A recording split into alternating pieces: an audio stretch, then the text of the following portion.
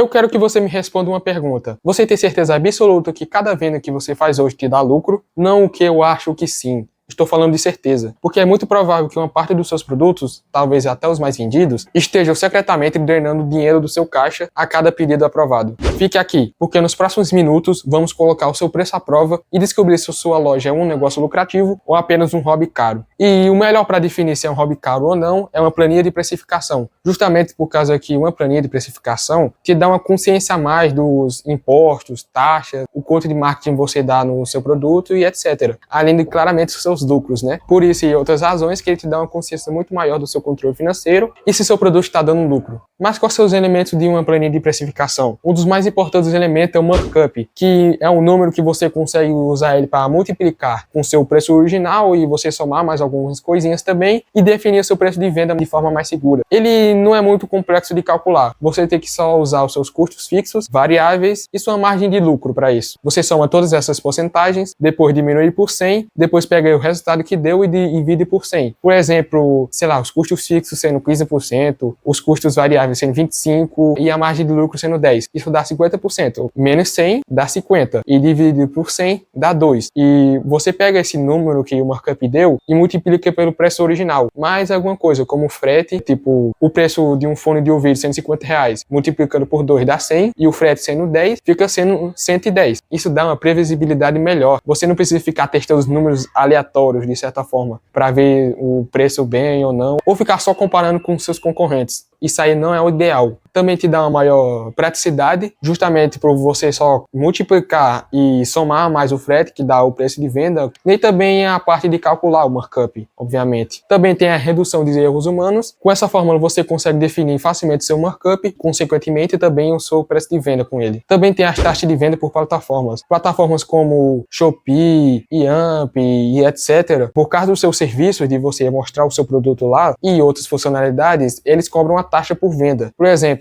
o Yamp Starter, ele cobra 2,5% na sua taxa de venda. Isso é muito importante, você tem que considerar isso aí na sua planilha ou nos seus cálculos também. Também tem o Gateway, que é um sistema que são usados nos checkouts, que é meio que um mediador entre o cliente e a pessoa que está vendendo o seu produto, que garante que meio que chegue o dinheiro do cliente para a pessoa. Eles também cobram uma taxa, o que é bem importante você considerar nos seus cálculos. E também se você vende internacionalmente, você tem que prestar atenção nos impostos do IOF, que é bem importante você colocar nos cálculos também. Também é importante você colocar um marketing nisso também, quanto de dinheiro que tu vai gastar dando marketing nesses produtos e tal. E também os impostos. Agora eu vou dizer algumas empresas que se deram mal por não saber fazer uma precificação adequada ou de estratégias meio que deram errada também. Uma delas é o MoviePass, que em 2017 eles fizeram a estratégia de pagar $9,95 mensais para você meio que conseguir ir de graça uma vez no cinema por dia, ou seja, meio que variava entre 28 a 31 dias no mês que você conseguia ir no cinema. Só que teve um erro de cálculo aí, o que foi meio engraçado,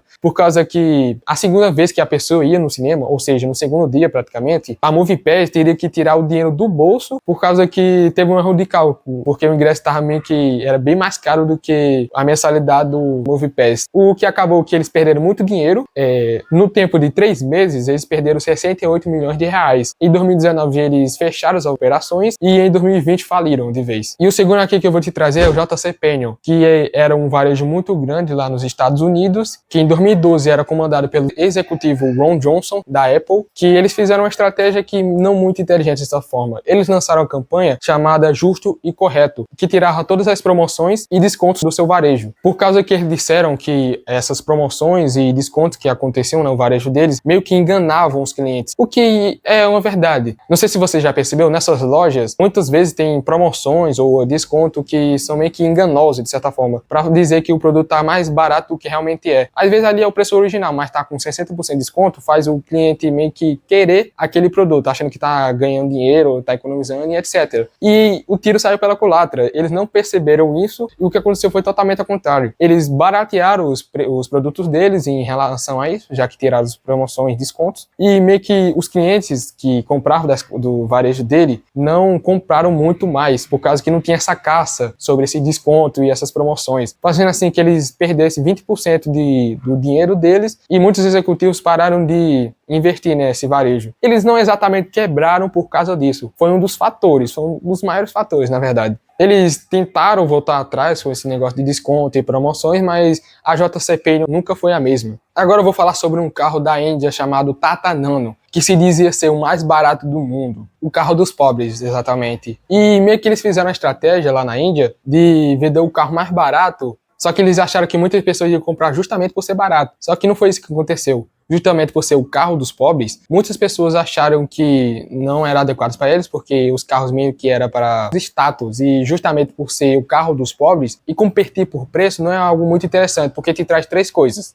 Uma margem de lucro mais apertada, geralmente uma infidelidade dos clientes, e o terceiro é a desvalorização da marca. Você teria que vender muito mais por causa que os seus produtos estão baratos, você está vendendo por ser o mais barato, ou seja, sua margem de lucro é mais apertada e você tem que vender muito mais para compensar isso. E também, geralmente, as pessoas que compram nesse negócio que são mais baratos, eles não são muito fiéis, justamente porque se aparecer uma loja aí na esquina que vende produtos mais baratos, provavelmente ele vai lá e não vai fidelizar na sua loja, na sua empresa, o que é algo muito importante. E também tem uma desvalorização da sua marca. Quando você vende algo muito barato, você compete por isso, meio que as pessoas acham que o seu serviço ou produto não vale muito. O que meio que fica gravado na mente das pessoas e fica até difícil depois de você aumentar o preço, mesmo o seu produto ou serviço sendo bem superior aos outros. E o que aconteceu? Por causa disso, dessa estratégia da Tata Nano, desse carro que estava sendo vendido na Índia, eles meio que quase não venderam nada, tava tendo muito erros na produção e na segurança do carro também, e em 2018 eles meio que pararam de fazer ali e faliram, justamente por causa da estratégia que não é muito interessante se colocar em prática, seja em loja, fazendo algum serviço e etc. Agora nós vimos sobre algumas empresas que fizeram umas coisas não muito legais sobre precificação ou estratégias não muito bem-vindas. E porque é engraçado, porque depois disso algumas empresas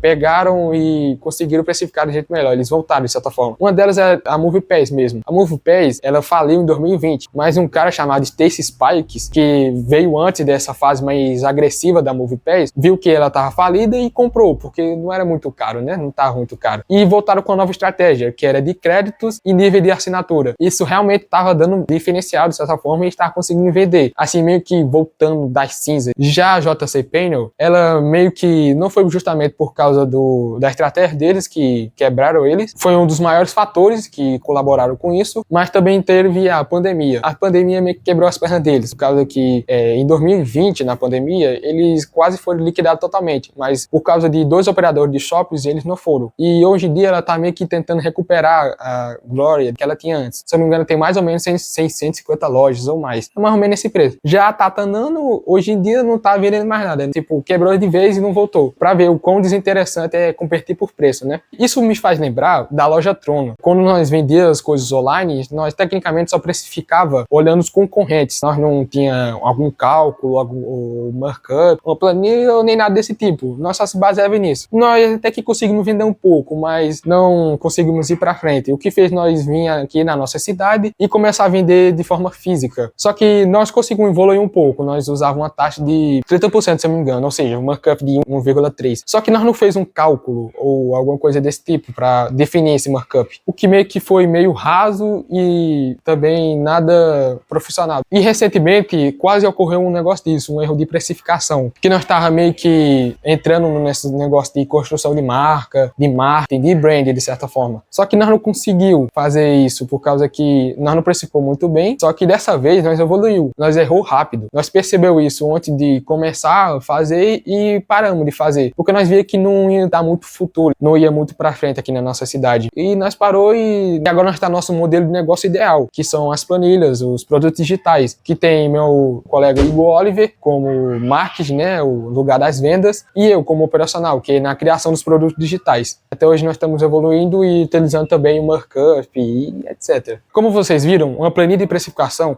acaba sendo uma opção viável para não ter prejuízos em relação à precificação dos seus produtos. Por isso que eu vou mostrar a planilha da Somos IJ, a IJ Calc, precifica os seus produtos. Nessa primeira parte tem as configurações.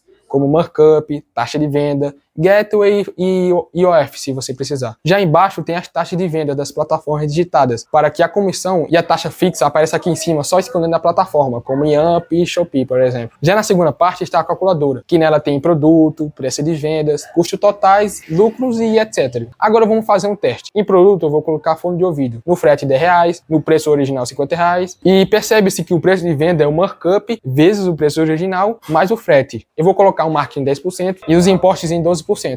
Olha, o custo total foi de R$126,40, o lucro deu R$36, e com essa planilha de precificação de vendas online, você consegue ver o quão lucro dá esse produto, se o markup realmente está funcionando, se você fez o cálculo correto, quais são as taxas de venda das plataformas, o gateway, impostos, o marketing que você usa no seu produto e etc. Dando uma clareza muito maior para você conseguir precificar seus produtos e realmente ver o que está dando lucro ou não, por alguma razão.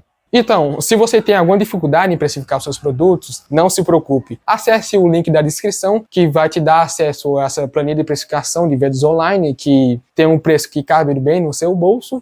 E é isso. O vídeo foi esse. Se você gostou, deixa o like, comente. Se você não gostou de alguma coisa, comente também, beleza? E é isso. Até mais.